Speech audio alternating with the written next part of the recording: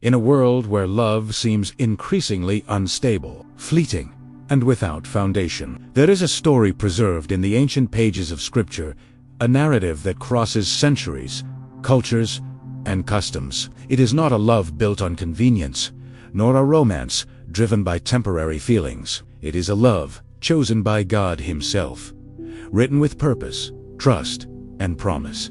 Have you ever wondered whether it is possible to live a love that is born in prayer, that begins even before the first glance, and blossoms rooted in trust? Have you imagined being guided by God in every step toward an encounter capable of completely transforming the course of your life? Today, you will discover the story of Isaac and Rebekah, a journey that begins with a father of faith, passes us through a divine choice, and culminates in a love that comforts, strengthens, and honors the will of heaven. A narrative that invites us to reflect.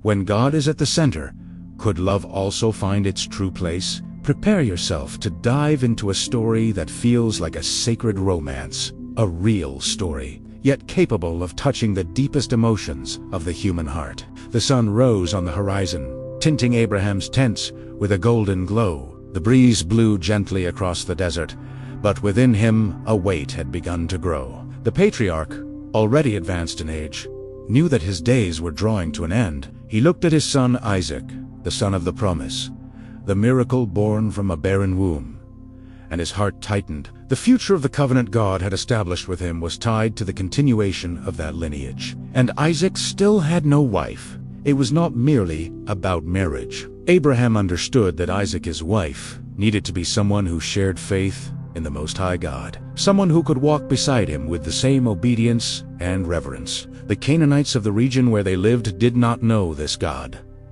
Abraham's heart was troubled by the possibility of his son joining himself to someone who might draw him away from the path of the promise. Thus, he made a serious and sacred decision. He called his most loyal servant, the oldest in his household, the one responsible for all he possessed. This man, whose life had been shaped by years at Abraham's side, knew his master's faith deeply and understood the weight of his words. "Place your hand under my thigh," Abraham said firmly. "Swear to me by the Lord, the God of heaven and earth, that you will not take a wife for my son from among the daughters of the Canaanites, among whom I dwell." The servant bowed his head in reverence, recognizing the seriousness of the command. Abraham continued, "But you shall go to my country and to my kindred to find a wife for Isaac."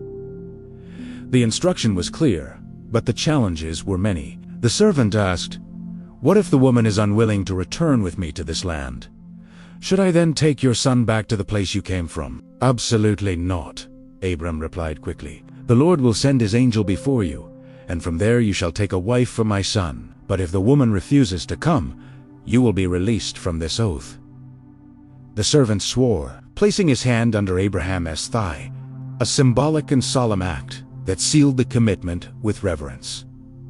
Soon the preparations began. 10 camels were loaded with precious gifts, jewelry, fine fabrics, spices. This was not merely a search for a wife. It was a mission of covenant, guided by faith. The servant departed, carrying with him his master's words and the certainty that the God of Abraham accompanied him. The journey was long, the desert seemed endless, and the silence of the landscape only intensified his thoughts. He recalled everything he had witnessed beside Abraham. The altars built, the encounters with God, the tears and miracles. And now he himself took part in another chapter of this divine story. Finally, at dusk, after a grueling day, he arrived at the city of Nar in Mesopotamia. It was time to rest. The camels knelt near a well on the outskirts of the city, where women came to draw water at the end of the day. The servant stepped down and took a deep breath. The decisive moment had come. Not knowing whom he would encounter, he did what he had learned from his master. There, beside the camels, with the warm sand beneath his feet, and the sky beginning to fill with stars, he called upon the God of Abraham. "O Lord, God of my master Abraham, grant me success today and show kindness to my master. Here I stand beside the spring, and the daughters of the men of this city are coming out to draw water. Let it be that the young woman to whom I say, please lower your jar, that I may drink?" And who replies, "Drink, and I will also water your camels. Let her be the one you have appointed for your servant Isaac." It was a bold and specific prayer, but the servant knew the God of Abraham, a God attentive to details, and there, as night settled in, he waited. The story of a love chosen by heaven was about to unfold. While the servant was still reflecting on his prayer, a young woman appeared walking toward the well. Her name was Rebekah. She was the daughter of Bethuel, granddaughter of Nar, Abraham's brother. Her heart was pure, her beauty radiant, but what truly set her apart was her kindness, a rare reflection of character in a world as harsh as the desert surrounding them. With a jar resting on her shoulder, she approached with grace and skill. The servant watched her closely, without revealing his intentions. When Rebekah reached the spring, she began filling her jar naturally, as she did every day. Then the servant approached her. "Please let me drink a little water from your jar," he asked. Rebekah, without hesitation, replied gently, "Drink, my lord." She quickly lowered the jar into her hands and gave him a drink. But what happened next caused the servant's heart to race. She added spontaneously, "I will also draw water for your camels until they have finished drinking." Without knowing it, Rebekah had fulfilled the exact sign the servant had asked of God. It was as if heaven had whispered in her ear. The servant, astonished, watched as she ran back and forth to the spring, filling the trough until all the camels were satisfied. It was an exhausting task, yet carried out with dedication. While Rebekah worked, the servant remained silent, observing every gesture, every word, every movement. His eyes were attentive, but his heart overflowed with gratitude. When she finished, he stepped forward and took from his bag a gold ornament and 2 bracelets, offering them to her with respect. "Tell me, please, whose daughter are you? Is there room in your father's house for us to spend the night?" Surprised, Rebekah answered, "I am the daughter of Bethuel, the son of Milcah, who was the wife of Nar." When the servant heard the name Nar, Abraham's brother, he could not hold back his emotion. The confirmation was clear and undeniable. God had guided his steps directly to his master's family. Rebekah added, "We have plenty of straw and feed, and also a place for you to stay." Then the servant bowed down to the ground and worshipped the Lord, saying, "Blessed be the Lord, the God of my master Abraham, who has not withheld his kindness and faithfulness from my master. As for me, the Lord has led me on the journey to the household of my master's relatives." The atmosphere was filled with reverence. The faith that had begun with a simple prayer by the well had now turned into declared praise. Rebekah ran home, eager to tell her family everything that had happened. The servant followed her, carrying not only gifts but the conviction that God was directing every detail of that mission. Love would not be the result of random encounters, but of divine guidance. In the house of Bethuel, the servant's arrival caused great movement. Laban, Rebekah's brother, ran to meet him after noticing the jewels on his sister's arms. A feast was prepared, and the servant was welcomed warmly. But before eating or resting, he declared, "I will not eat until I have spoken what I need to say." Everyone fell silent, attentive. It was time to recount everything from the beginning. There, in that simple home, a revelation would begin to unfold, the confirmation of a love that would not arise by chance, but from the careful hands of a God who writes stories with perfection. The silence in the room was deep, yet full of expectation. Abraham's servant, still standing, his eyes shining from the extraordinary journey, began to speak. With a calm yet firm voice, he recounted the entire journey, the promise made to Abraham, the prayer by the well, the heavenly sin fulfilled with precision, and how Rebekah, without even imagining it, had been the living answer from the Lord. As he spoke, each sentence seemed to fall like drops of revelation upon the family. Bethuel and Laban exchanged discreet glances. Rebekah listened attentively, sensing in her soul the weight and greatness of it all. The servant concluded humbly, "Now, if you are willing to show kindness and faithfulness to my master, tell me, and if not, tell me as well, so that I may turn to the right or to the left." Then Bethuel and Laban answered, "This matter comes from the Lord. We can say nothing to you, either good or bad.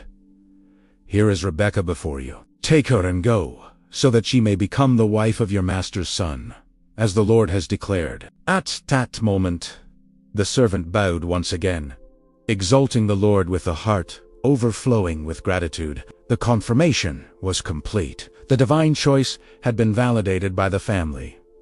Gifts were distributed: gold jewelry, valuable garments, treasures that sealed not merely an agreement, but the beginning of a new covenant between families. Rebekah was adorned not as a prize, but as someone honored for her faith and willingness to respond to an unknown calling. That night, the house was filled with joy, but also with a reverent stillness. Rebekah, alone in her room, gazed at the starry sky. Many questions stirred in her mind, but something greater filled her being.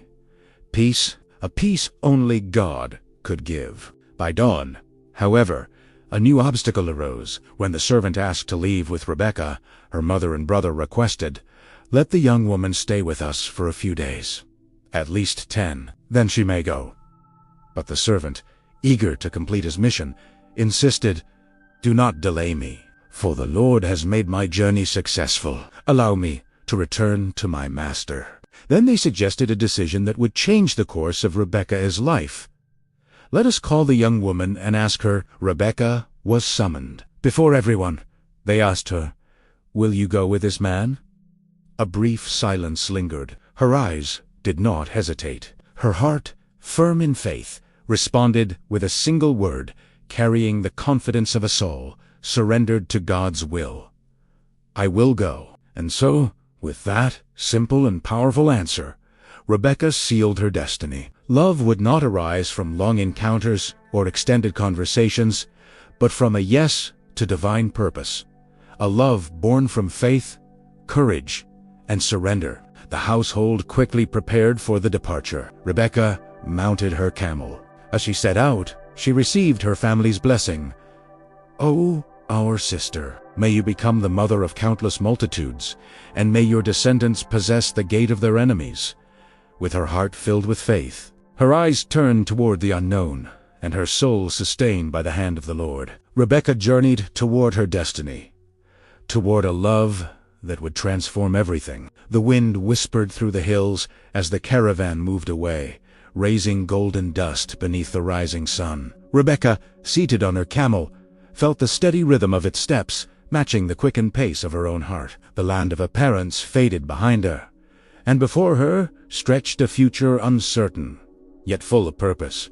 Around her, her maidservants sang soft melodies, trying to calm the nervousness lingering in the air. Abraham's servant, on the other hand, kept his eyes fixed on the path, but his expression reflected serenity. He had witnessed the hand of God guiding every event, and now he trusted that the same God would lead the rest of the journey to its end. Rebekah spoke little, but inside her heart was a whirlwind. Questions rose and fell. What if he doesn't like me? What if I'm not what he expects? What if... But whenever fear tried to approach, she remembered the peace that enveloped her when she answered, "I will go." That word still echoed in her soul like a seal of trust. Meanwhile, elsewhere, Isaac was facing his own challenges. He was in the field, as he usually was, meditating. Since the death of his mother, Sarah, he had sought comfort in God and in the quiet serenity of nature. The afternoons had become his refuge when he poured out his soul before the Lord. But that day felt different. The air seemed gentler, the sky clearer. Isaac had no idea, but the answer to his loneliness was advancing steadily in the rhythm of camels moving across the sand. Along the journey, Rebekah contemplated the unfamiliar landscape. The dunes rippled like a motionless sea, and the horizon seemed distant. But the presence of God was almost tangible. She remembered the stories her family told about Abraham, the man who left everything out of obedience. Now, she was walking the same path of faith. The servant, noticing Rebekah's uneasiness, shared some stories about Isaac. He spoke of his gentleness, his devotion to the Lord, his deep bond with his mother, and how he was the son of the promise, a child born by miracle. With every word, Rebekah's heart was filled with a mixture of reverence and hope. The days of travel were long, but full of meaning. God filled the time with silent lessons, strengthening Rebekah for what was ahead. With every step, she grew more steadfast. With every sunset, she learned to rest in the hands of the Creator. It was as if the desert itself was preparation not just for the encounter, but for the mission of loving with purpose. Until finally, when the evening sky was painted with shades of copper and purple, Rebekah spotted someone in the distance. A man was walking through the field in silence, seeming to observe the heavens. She leaned toward the servant and asked, "Who is that man coming through the field to meet us?" The servant smiled. "It is my master." Upon hearing this, Rebekah got down from her camel and quickly covered her face with her veil, a gesture of reverence, honor, and mystery. The moment had arrived. The servant ran to meet Isaac and told him everything that had happened: the oath made to Abraham, the sign at the well, and Rebekah's response. Isaac listened in silence, his heart beating faster. It was as if every detail confirmed that God was writing that story with his own hands. Then Isaac approached Rebekah. There were no intense declarations or impulsive promises, only a deep, serene gaze filled with meaning. Two distinct paths were meeting there, in the field, under the sky that witnessed it all. And so, between quiet steps and respectful glances, love began to bloom. Not by chance, not by impulse, but by divine direction. The silence between them was dense, yet full of meaning. Rebekah, her face still covered, sensed that that moment marked not only the beginning of a new stage, but the fulfillment of something greater than she could understand. Isaac, standing before her, did not see just a woman on a camel. He saw the answer to God's faithfulness. For a moment, everything seemed to soften. The wind blew gently through the stalks in the field. The sun hid behind the horizon, and the golden light of dusk embraced the first glance exchanged between the two. There were no words. They weren't needed. That look said more than any speech could express. Isaac extended his hand gently, and Rebekah followed with dignity. They did not yet know each other deeply, but there was a peace that surrounded them. It was as if their souls had already been introduced by the Creator himself. There was no rush, only respect. Love was taking root there, on sacred ground. The servant, watching from a distance, realized that his mission was complete. Everything had happened exactly as promised. He had been only an instrument, and now he witnessed the beginning of a new chapter in God's covenant with Abraham. Isaac led Rebekah to his mother, Sarah's tent, a symbolic gesture filled with tenderness and depth. By bringing her into the place where Sarah had lived, Isaac received her not only as a wife, but as part of his journey, his longing, and his comfort. There, in that quiet and sacred place, love found soil in which to flourish. The Bible declares, "And Isaac brought Rebekah into his mother Sarah's tent, and she became his wife, and he loved her." And Isaac was comforted after his mother's death. These brief words hold an entire universe of tenderness. Isaac's love for Rebekah was not merely a feeling. It was healing, renewal, a divine gift to restore the pain of loss. Rebekah, in turn, brought new life into that home. With her generous heart, firm faith, and gentle beauty, she became more than a wife. She became a companion, a confidant, an ally. She did not replace Sarah, but she filled a new space, created by the need to begin again. The nights became different.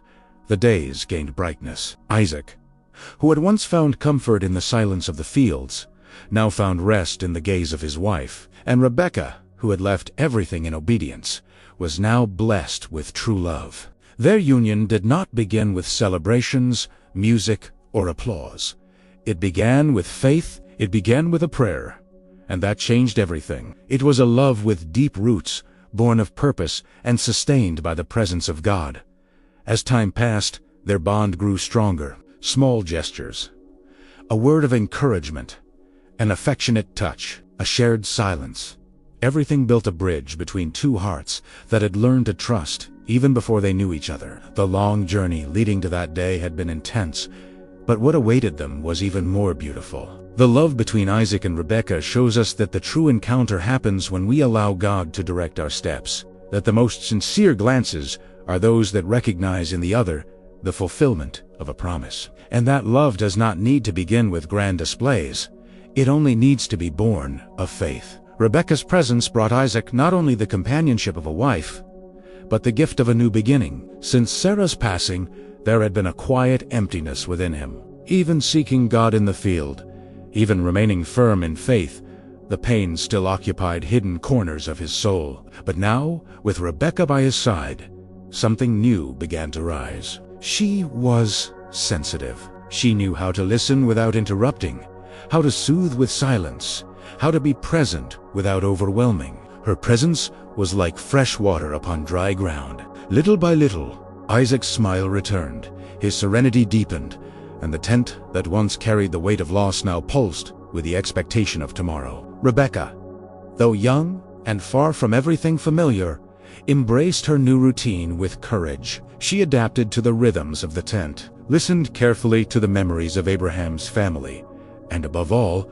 placed herself in intercession alongside Isaac. Together they bowed at the end of the day, and there, at the intimate altar of God's presence, they built their bond. It was not a perfect union, none is, but it was a consecrated one. Obstacles existed, yet the foundation was firm, and when battles arose, instead of drifting apart, they drew even closer. Pain did not separate them. Eat, safe, them. Isaac loved her deeply, not with the impetuous affection typical of idealized romances, but with a love built with patience, care, and truth. He watched her with gratitude, feeling that he had received far more than he had asked for. Rebekah, for her part, devoted herself with faithfulness and honor. She was a woman of integrity, of strength, and of faith. Those who lived around them could see it. The harmony between them was evident. It was not merely about beauty or youth. There was something spiritual there, something that reflected the covenant God had made with Abraham. The union of Isaac and Rebekah was, in a sense, a living continuation of that promise. And it was in this atmosphere, permeated by love, reverence, and serenity, that the awaited fruit began to be hoped for, the dream of children, of continuity, of seeing the promise expand. But as so many biblical narratives reveal, waiting also found them, and once again, it was in faith that they found their strength. Years passed and Rebekah did not conceive, but Isaac was not shaken. He interceded for her, cried out fervently, did not blame her, did not pressure her. He simply trusted. It was a love that waited together, a love that remained unshakable. And when the answer finally came, it was like a renewed miracle. Rebekah's womb, once silent, now welcomed life. 2 children grew within her. The promise remained alive. God, once again, showed that his timing is perfect and that he honors those who place their trust in him. The comfort Rebekah brought to Isaac went beyond the wound of loss. She helped him understand that God never leaves us trapped in grief forever. After the tears, joy comes, and love, too, is an instrument of healing. And so, the two walked on together, grew old, crossed deserts and celebrations, uncertainties and miracles. But in every season, they remained firm in the covenant that was not simply between them, but with God himself. The love that comforts is not the one that avoids pain, but the one that continues even when it arrives. And it was this love that united Isaac and Rebekah, a love chosen, established, and sustained by heaven. Their journey is not merely an ancient account hidden among the pages of Genesis. It is a window that allows us to understand how God can guide relationships in a supernatural, profound, and transformative way. Every detail of their story reveals eternal principles that still touch our hearts today. The first great lesson is about trusting in the Lord. Abraham trusted, the servant trusted, Rebekah trusted,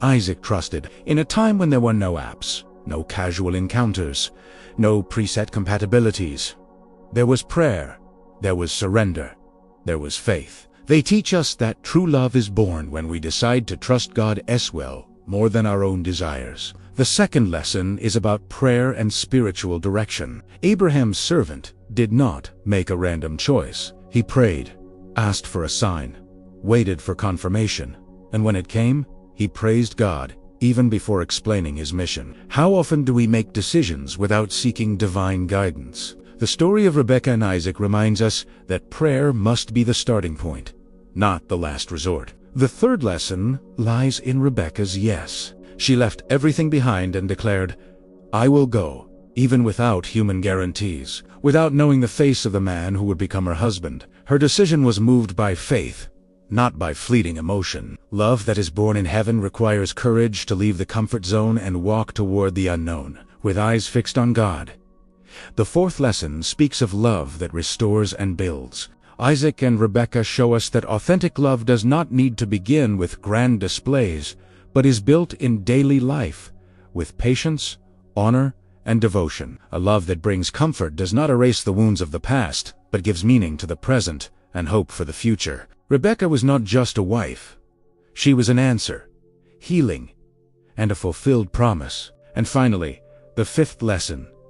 God still writes love stories. We are not speaking of perfect romances, but of relationships with purpose. Stories in which two hearts come together not only through compatibility, but through mission. When we surrender our ways to the Lord, He aligns encounters, adjusts perspectives, confirms steps, and seals covenants. What we see in Isaac and Rebekah is more than a marriage. It is a heavenly partnership, a link between the promise made to Abraham and the fulfillment that would come through Jacob and his 12 sons. Their love did not end with them.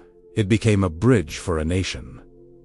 What God unites, He expands. What God blesses, prospers. Therefore, as we close this narrative, the question that remains is, are we willing to live such a love? A love born in prayer, blossoming in obedience, and guided by purpose. Are we ready to say, I will go, even without knowing what awaits us, trusting only in the one who writes the greatest stories? May the story of Isaac and Rebekah rekindle in us the hope of a genuine, pure, and God-led love. For He still unites hearts today. He still answers whispered prayers beside a well, and He still comforts with a love powerful enough to transform destinies. I want to thank you with all my heart for watching this powerful biblical story of Isaac and Rebekah all the way to the end. If you enjoyed this video, leave your like, subscribe to the channel, and activate the notifications so you won't miss any biblical story we post here. Click on the suggested video that appears on your screen and watch the next story we prepared. With great care for you, I'm sure you'll enjoy it. See you in the next video. God bless you.